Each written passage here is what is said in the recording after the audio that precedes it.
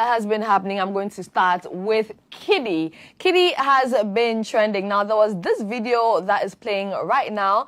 Video you're seeing on your screens right now. For the sake of those watching, it's a video. For the sake of those listening, it's a video of, a gentleman who was saying KiDi sold out the space that was 50,000. Let's go listen to this video, and then I'll be back. You shut down Gambia, set a legacy in the Gambia. You made the people proud, You are the first artist in the Gambia to sell 50,000 tickets in 3 days. Oh my God. You are extraordinary, bro. You are too much, bro. You love by the fans, you love by the ladies, you love by our grandma and our grandfather, You shut down Gambia, set a legacy in the Gambia. You made the people proud, You are the first artist in the Gambia to sell 50,000 tickets in 3 days. Oh my God. You are extraordinary, bro. You are too much, bro. You love by the fans, you love by the ladies, you love by our grandma. Sold out a space that takes 50,000 capacity, right? And then Olele, who works here with us at 3 Music, was excited about this. I mean, everybody was excited. When I watched I was like, oh, that's actually a nice thing, to sell out that big a space, especially not being in your home of origin, right? And then, so Olele put this out, and what he wrote was, editor's note, my attention has been drawn to the fact that the maximum capacity space in Gambia is between 13,000 to 15,000. There isn't a 50,000 capacity as previously reported and captured by the Gambian scene in the video below. So what Olele put up, obviously bigging up, that the space had been able to sell, and then the Gambians started commenting and, clarifying things. And so, yes, we clarified that the space, there's actually no space that takes that large amount of people in Gambia, and the only space available that is their stadium can actually just take 13 to 15,000, right? And so yes, this is what happened. But another good thing that happened is we actually saw the performance by KiDi, and the fact that he was well received and people were just jamming to the songs. That video is going to show in a bit. So this is that video, and KiDi posted and wrote, "The Gambia, I'm truly overwhelmed and grateful for the love. I will definitely be back." Now, if you watch this, you will understand why KiDi says he's truly overwhelmed and grateful. Let's watch this.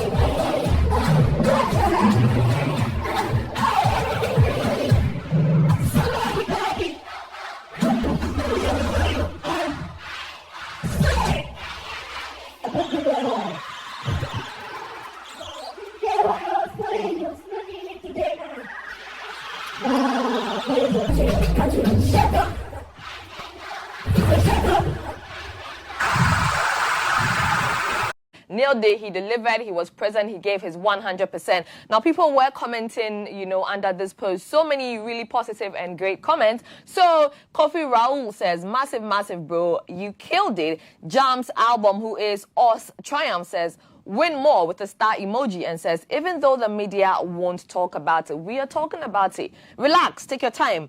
Ikea Wright's husband says, goosebumps all over me. It's time to give KiDi our attention. This guy will bring us the Grammy. That's actually really nice. There are so many other comments teaming in and just, applauding and bigging up KiDi, which is a really good thing. This makes me smile. Now, we love to see Ghanaian musicians, go outside of Ghana, where we know that it's not their jurisdiction, I beg your pardon, it's not their comfortable space, right? And so, yeah, when they're are able to pull this crowd and, you know, deliver as much, it is amazing. I'm moving on to my next story. I'm going to be talking about a lawyer who had so much to say. So I'm going to read.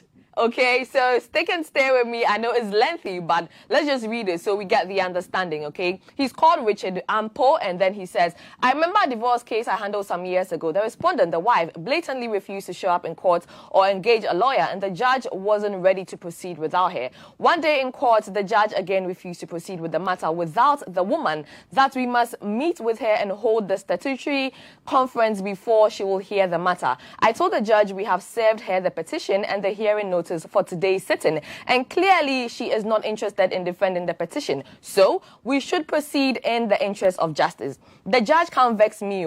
That I should do more than that. I should get her number, call her and try to see her, and hold a meeting with both of them and try to settle them.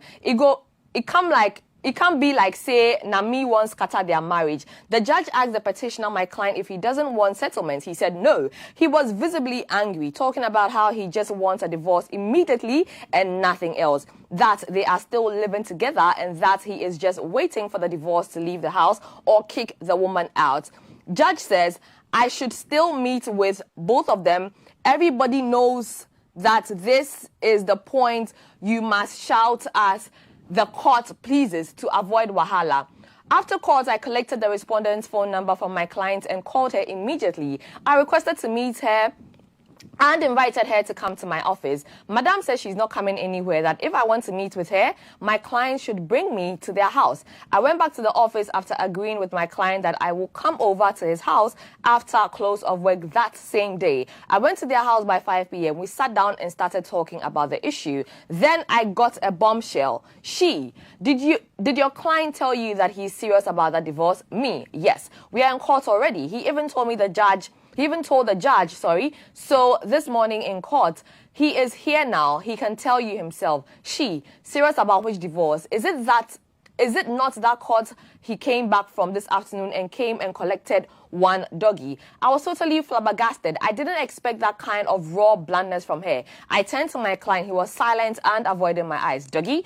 I carried my file quietly, entered my car and left. Like, doggy, after all that heat I faced in court, you even stood there forming anger. Then you come back and collected hot doggy in the afternoon. What do you take lawyers for in this country, doggy? You couldn't even do missionary in appreciation of the lashing that judge gave me because of your divorce case. You went and did doggy. Doggy that's used to sweet like waiting. Mr. Avaritus Gregory, sir, though it is 4 years now, but I still remember. I know you will read this. I know you will laugh. From the bottom of my heart, sir, thunder fire you. Note, not real name, by Fez Baba Isa FBI. Now this is really funny. Now a lot of people commented. It has a few shares, a lot of shares as well. It's just funny to me because I've heard a story like this before, that people come in and want a divorce and they just go and do the do. But I'm just going to read a few comments. Kobi Akosa says, Manya Dede, good luck. I'm going to read more comments. From Angel Michael Ako, he says, Ganyobi ni mahone abi. That's these people just commenting and tagging other people. Someone else says, doggy pan. And then someone says, please, what's doggy? If you don't know doggy, it is a dog. Okay, so, also from Najele Oshedu, she says, I have actually witnessed a similar case in open court. Everyone, including the judge, laughed so loud the case had to be adjourned for hearing in chambers. It does happen a lot, and this is not common. You see someone says, she has heard that before. I've heard that before too. I'm sure a lot of you have also heard that before. One thing I'm sure a lot of you have also heard is the feud between Wizkid and Burna Boy, rather, I beg your pardon. Burna Boy and Davido. Now, Wizkid got onto social media and, had something to say. Wizkid said, and I'm going to quote him, right? I can't stop touching the mic today, and your little ants still can't touch the wealth. Even if you ask your dad and mom for help, Hashtag more love, less ego. Hashtag everybody's daddy. Also soon, I'll open a class for you ends to come learn how to get all you deserve with less work and smart business choices. Moving forward, y'all address me as sir or daddy before you mention my name, okay, babies? Now, you do realize that Wizkid never mentioned anybody's name in the series of posts that he posted onto his stories. And then Burna Boy apped and chose violence, okay? So I'm just going to read Burna Boy's reply to this, and then I'm going to come back to a video. So what Burna Boy put out and wrote was, Burna Boy put out something on stories that's in replying to Wizkid, and he said, laugh, LMAO, let me just put it that way, LMAO, normally Wizkid na every Niger artist popsy for sure with laughing emojis. But I be uncle to Davido for this music thing. Yes, I said it with exclamations. Now we do know how things have not been exactly smooth between Davido and Burna Boy. But Burna Boy and Wizkid, you know, have a really good relationship, allegedly, right? And so with this done, and then people were like, okay, everybody just started, you know, commenting and tweeting and just posting whatever they had on their minds. There is definitely so much to say about this. Davido also replied to this, which I'm going to read, because I'm like, it's funny. You know how we sit here and say that there's no beef or there's no back and forth in Nigeria's industry, right? But Davido also, obviously seeing these, said, and till you stop making music, I'm gonna be bigger than you. I ain't the one that signed a slave deal with your record label because you wanna chase numbers and be bigger than Wizkid and myself. You still ain't seen our backs.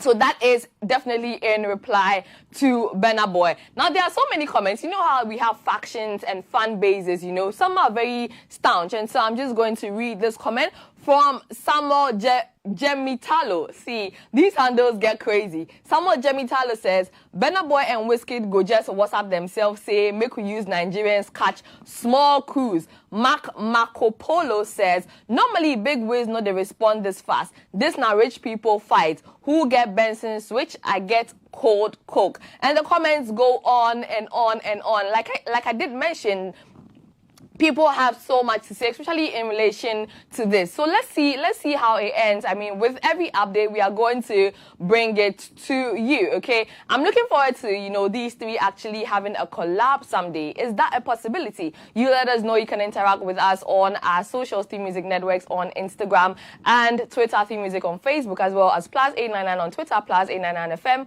on Instagram and Facebook. Now, let me move on to my last story, which is actually a very sad story. The story of a man who, you know, lost his life due to a tussle with Cho mates and his driver. It's really unfortunate that this should happen, because this happened just over the weekend, and it was because of a 2 cedis increment. And reading things like this, I'm like, okay, I understand the country is hot. Everybody's emotions are at a high, right? But it takes some humanity not to make these things happen. Come on. So this story says, a man has sadly lost his life after a fight with a short-term mate over a lorry fare increment. The incident happened on Saturday, 29th October 2022 in La Paz. The man, whose identity has not been revealed yet, died after an altercation broke out between him and a church over the fare increment of 2 cedis. According to an eyewitness, a heated argument ensued after the church mate informed the now dead man of the new lorry fares. There is definitely a video to this, which I want all of us to catch.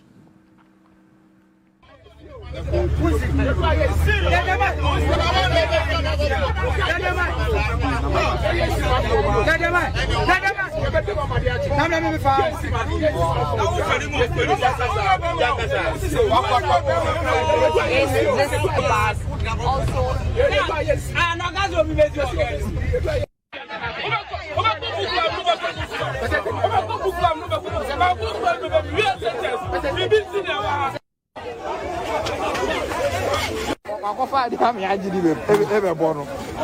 Akofa de ya gidi be bono.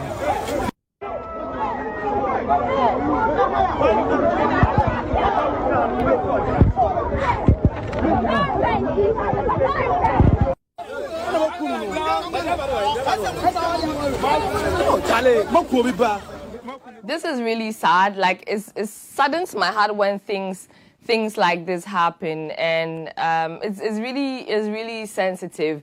When I watched it yesterday, I just had goosebumps because I'm like, how could this even happen? Couldn't somebody in the bus offer to pay that 2 cedis? Did the driver have to drive back to La Paz? But also, if you're looking at it on the other side, some things just have to happen when they have to happen, right? That's on the spiritual side, which is really unfortunate that this man's life had to end over this little an amount of money. But anyway, God rest his soul. I hope that the perpetrators of this evil are brought to justice, every single one of them. Because based on the narration, it looks like it was about, more than 5 or 4 people against one man, which is really, really terrible. But yes, that does it for me on Trending Live for today. I'm just going to, wheel over to J and G in the studios.